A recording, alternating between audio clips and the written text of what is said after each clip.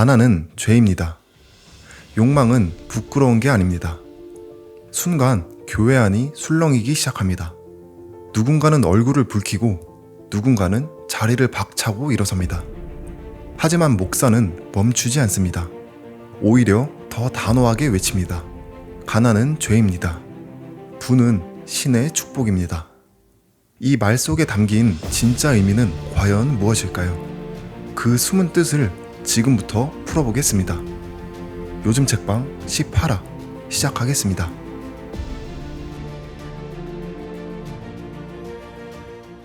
아직 무료 선물을 받지 않으신 분이 계시다면 고정 댓글과 더보기란을 확인해 주시길 바랍니다.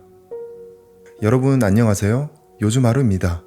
오늘 하루도 여러분만의 특별한 이야기로 채워지길 바라겠습니다. 오늘 소개해드릴 책에 대한 자세한 정보는 더보기란과 영상 마지막 부분에 정리해 두었습니다. 사람이 무언가를 간절히 원하고 바라는 마음이 결코 잘못된 것이 아니라고 믿는 책의 저자 캐서린 폰더는 오랜 시간 동안 신의 가르침을 전해온 사람입니다. 그녀는 왜 가난이 죄이며 욕망은 부끄러운 것이 아니라고 이야기했는지 책의 내용을 그대로 읽어드리겠습니다. 가난은 신이 인간을 위해 무한하게 베풀어 놓은 자원에서 스스로 등을 돌림으로써 저주를 받는 일종의 지옥이다. 목사인 나는 많은 사람들이 자기 인생에서 가난을 뿌리 뽑을 수 있게 도와야겠다는 결심을 굳건히 할 수밖에 없다. 물질 만능주의와 가난은 세상에 만연된 악덕의 공범이다. 부자가 되고 싶은 욕망은 잘못된 게 아니라 마땅하고도 옳은 생각이며 신은 나를 위해 풍성한 우주를 마련해 놓았고 내가 그것을 누리기를 원한다는 믿음, 그것이 필요한 마음가짐이다. 그녀는 스스로 겪은 삶의 이야기를 통해 가난을 극복할 수 있는 확실한 길이 있다고 말합니다. 그리고 그 출발점은 바로 오랫동안 미화되어 온 가난의 미덕이라는 인식을 버리고 전혀 다른 관점으로 삶을 바라보는 데 있었습니다. 목사의 길을 걷기 전 그녀는 극심한 경제적 어려움 속에 놓여 있었습니다. 아이를 홀로 키우는 과부였고 별다른 기술이나 경력도 없던 그녀에게 현실은 막막하기만 했습니다. 가족 역시 재정적으로는 도와줄 여유가 없는 상황에서 그녀는 한 가지 사실을 마주하게 됩니다. 바로 생각의 힘이 삶의 방향을 바꿀 수 있다는 것이었습니다. 철학자인 제임스 앨런은 이렇게 말했습니다. 사람이 생각할 줄 안다는 것, 그것은 곧 자기가 원하는 대로 자신을 만들어갈 수 있는 변화와 재생의 기능을 자기 안에 품고 있다는 뜻이다. 삶에 생각의 힘을 적용한 순간 저자는 모든 흐름이 바뀌었다는 것을 체감하기 시작합니다. 마치 멀리 있던 행운의 배가 서서히 자신을 향해 다가오는 것처럼 말이죠. 그녀는 비즈니스 스쿨에 입학하고 젊은 변호사의 비서로 일하게 됩니다. 그 변호사는 이후 도시의 시장이 되었고 국회에도 도전할 만큼 성장했으며 수많은 변호사와 직원을 두는 거대한 법률사무소를 운영하게 됩니다. 그런 인물 곁에서 실력을 인정받던 그녀는 어느 순간 마음을 굳건히 굳히게 됩니다. 자신이 받은 이 변화의 흐름을 더 많은 사람과 나누고 싶다는 생각, 그리고 마침내 그녀는 목회의 길을 선택하고 지금은 수많은 이들에게 삶을 바꾸는 정신의 열쇠를 전하고 있습니다. 또한 저자는 책에서 철학자 에머슨의 말을 인용합니다. 당신이 하는 모든 노력에 보상이 있을 것이다. 보상이 늦으면 늦을수록 당신에게는 더 크게 이루어질 것이다. 복리에 복리를 더하는 것이 신이 베푸는 관례이고 법칙이기 때문이다. 저자가 말하는 부의 기본 원칙은 매우 분명합니다. 받기 위해서는 먼저 주어야 하고 주는 것이 있으면 반드시 보상이 있다는 사실. 이것이 바로 부를 이루는 기본 원리이다. 저자는 발산과 흡수라는 개념을 자주 언급합니다. 자신이 마음속에 품은 생각, 감정, 그리고 상상을 세상에 흘려보낼 때 그에 상응하는 결과가 삶 속으로 되돌아온다는 것입니다. 이 원리는 아주 단순합니다. 무언가를 먼저 내어주어야 비로소 그것이 다시 돌아온다는 것. 원인이 없으면 결과도 없고 나눔 없이 받는 것도 없다는 부의 근본 법칙을 따르는 셈이죠. 저자는 말합니다. 아무런 행동 없이 얻어지는 행운은 없다고. 받고 싶다면 먼저 세상에 무언가를 전해야 한다고. 그리고 저자는 빈민 지역을 직접 찾아가 사람들과 대화를 나누며 자신이 믿는 부의 법칙이 단지 이론이 아니라 현실에서도 작동한다는 사실을 더욱 확신하게 되었다고 말합니다. 책의 내용을 읽어드리겠습니다. 그곳의 사람들은 대부분 동정받을 생각에만 골몰해 있었다. 먼저 내어주고 씨를 뿌리는 일, 즉 부의 기본 법칙에는 아무런 관심이 없었다. 오로지 거저 얻으려고만 하기 때문에 계속 가난하게 살 수밖에 없는 것이다. 이쯤에서 이런 의문이 떠오르실지도 모릅니다.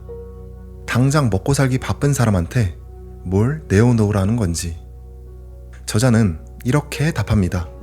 보이는 것이든 보이지 않는 것이든 줄 것은 언제든지 있다. 남에게 줄 수 있는 것은 꼭 돈과 물질만이 아니다. 사소한 칭찬 한마디, 친절한 행동 하나에도 발산과 흡수의 법칙은 적용된다. 진정으로 받고 싶은 것이 있다면 무형의 것이든 유형의 것이든 먼저 넉넉히 내어줘라.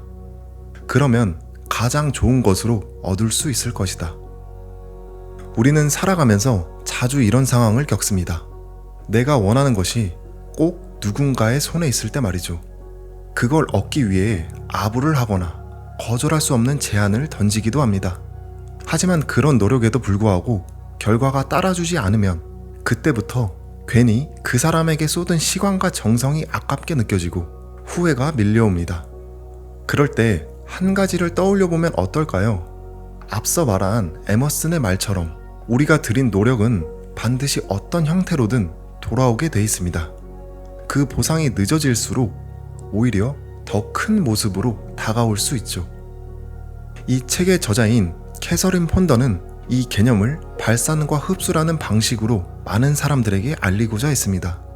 어떤 사람에게서 원하는 결과를 얻지 못했다 하더라도 그 과정에서 쏟은 정성과 노력이 결국은 다른 경로를 통해 돌아오게 된다는 믿음이었죠.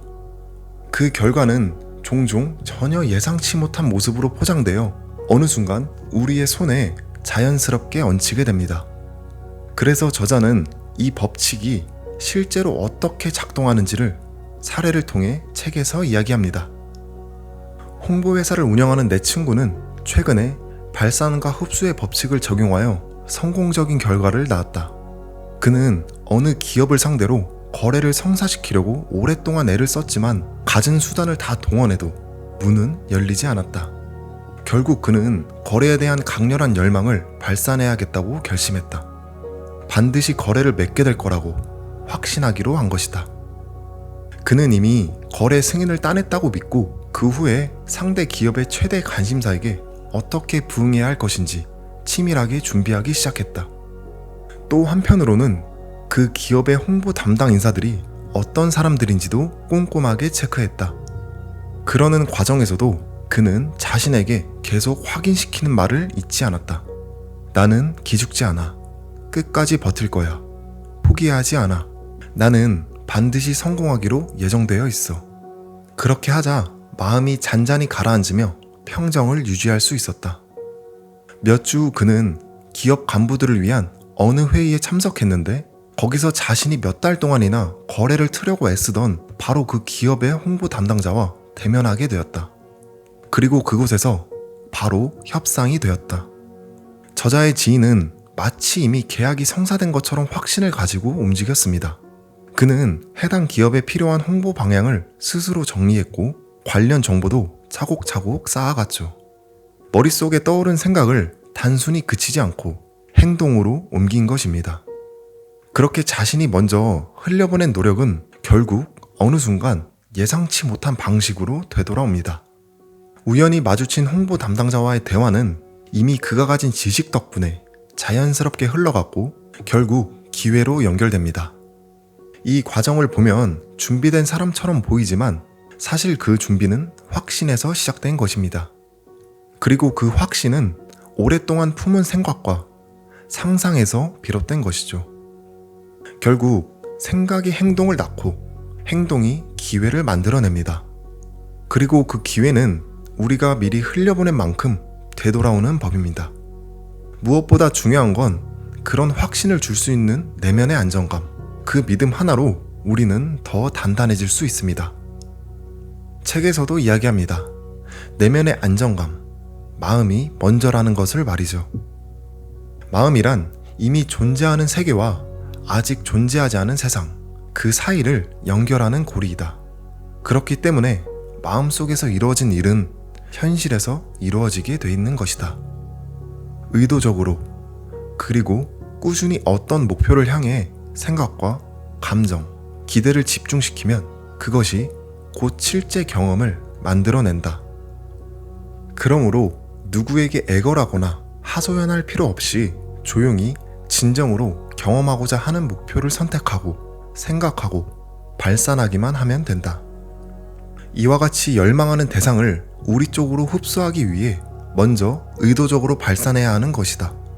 그렇게 하지 않으면 제한된 사고 습관이 굳어져 제한된 결과만 얻게 된다.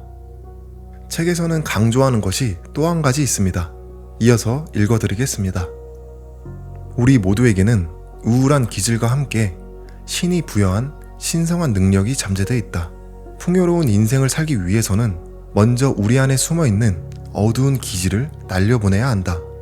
어두운 기질을 날려보내기 위해 다음과 같은 선언문을 만들라고 저자는 제안합니다. 나는 초강력 자석이다. 내가 끊임없이 발산하는 생각, 감정, 상상에 따라 열망하는 모든 것을 나 자신에게 끌어당길 수 있다. 나는 내 우주의 중심이다. 원하는 모든 것을 창조할 수 있는 힘을 가지고 있다. 발산하면 흡수하게 돼 있다. 즉, 마음속으로 선택하고 이루겠다고 마음먹은 모든 것을 내게로 끌어들일 수 있다. 그래서 나는 가장 값 있는 것, 그러니까 건강과 행복, 성공을 선택했다. 그러므로 이제 모든 인류와 나 자신을 위해 풍성한 수확을 거두게 될 것이다. 마음속에 풍요로움이 자리 잡기 시작하면 자연스럽게 그에 걸맞는 에너지들이 우리 삶에 스며들게 됩니다. 저자는 이때 선언문을 활용하라고 말합니다. 스스로에게 풍요를 말로 선포하는 과정 속에서 우리 내면에 쌓여있던 불안과 부정적인 감정들이 하나둘씩 흩어지게 되는 거죠. 그 빈자리를 긍정적인 흐름이 채우게 되는 겁니다. 결국 마음의 상태가 바뀌면 그에 맞는 삶의 진동도 따라온다는 이야기를 하고 있습니다. 저자는 목사이니만큼 성경 속 이야기들을 사례로 들어 책 속에서 이야기합니다.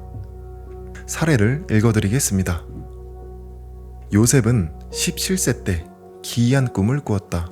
형들이 묶은 곡식단들이 자신의 곡식단 주위에 둘러서서 절을 하고 있는 꿈이었다. 요셉은 이 꿈을 질투심 많은 형들에게 말을 하게 되었다. 형들은 요셉을 이집트로 가는 이스마엘족 상인들에게 은화 20냥을 받고 팔아넘긴다. 요셉이 이집트의 노예로 팔린 후 부당한 일들을 수차례 겪는다. 오랜 세월 동안 감옥에 갇히고 많은 시련을 겪은 뒤 요셉은 이집트의 총리가 되고 당대 최고의 강대국의 2인자로 군림하게 된다. 이는 모두 요셉이 형들을 용서함 여백을 만들었고 그 여백에 상상력으로 본인이 원하는 바를 넣었기 때문이다. 책을 읽으며 저도 비슷한 경험을 한 적이 있기에 여러분에게 조금의 도움이 되고자 제 과거의 경험을 말씀드려 보겠습니다. 과거에 창업을 시작했을 때의 일입니다. 초창기에는 자본도 부족하고 인맥도 없기에 하루하루 버텨내면서 작은 성과 하나에도 감사하며 지냈죠. 그러다 어느 순간 SNS 덕분에 매출이 눈에 띄게 오르기 시작한 날이 있었습니다. 덕분에 반응도 좋아지고 입소문도 나면서 어느 정도 사업이 잘 풀리기 시작했죠. 그런데 그때부터였습니다. 주변 사람들을 만나면 저도 모르게 자랑이 섞이기 시작했고 이제는 나도 좀 된 게 아닐까 하는 생각이 들기 시작했습니다. 그런데 정말 이상하게도 그 시점부터 매출이 뚝뚝 떨어지고 고객들의 반응도 예전 같지 않았습니다. 물론 단순한 시장의 흐름일 수 있죠. 하지만 책을 읽고 난 후 지금의 생각은 그게 아닌 것 같아요. 이제는 확실히 알았죠. 스스로를 드러낼 시간에 조용히 한 사람이라도 더 도움이 되는 일을 해야겠다는 걸 말이죠. 저자는 상상의 힘을 강조하면서도 그 상상이 오직 자신만을 위한 것이 되어선 안 된다고 말합니다. 타인을 배려하지 않은 상상은 결국 흐름을 막는 장애물이 될 수 있다는 것이죠. 실제로 자랑이라는 행동 역시 자칫하면 그 에너지를 스스로 흩트리는 결과를 낳을 수 있습니다. 그리고 저자는 이렇게 덧붙입니다. 나의 마음을 사로잡은 타인의 소유물은 비슷한 것이 나에게도 준비되어 있고 나도 그것을 가질 수 있다는 의미로만 이용해야 한다. 상상력을 이기적으로 사용할 때, 즉 남에게서 억지로 빼앗아 오려 할 때 우리는 어려움에 빠지게 되는 것이다. 내가 겪기 싫은 일을 타인이 겪는 것을 상상해서도 안 된다. 우리가 마음에 그린 이미지는 반드시 우리 자신에게 돌아오게 돼 있기 때문이다. 자신을 위해서 상상할 때 타인을 위해서도 건강과 부, 행복을 상상하라.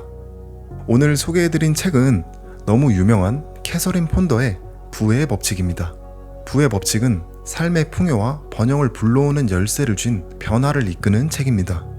책에서는 긍정적인 사고의 힘과 풍요를 끌어당기는 법칙을 실질적인 방법과 함께 풀어내며 많은 지혜를 넣어 이야기하고 있습니다. 책의 자세한 내용이 궁금하시다면 더보기란을 확인해 주시길 바라며 여러분의 하루가 더 나은 방향으로 흘러가길 바라며 다음 영상에서 다시 찾아뵙겠습니다. 요즘 하루였습니다. 감사합니다.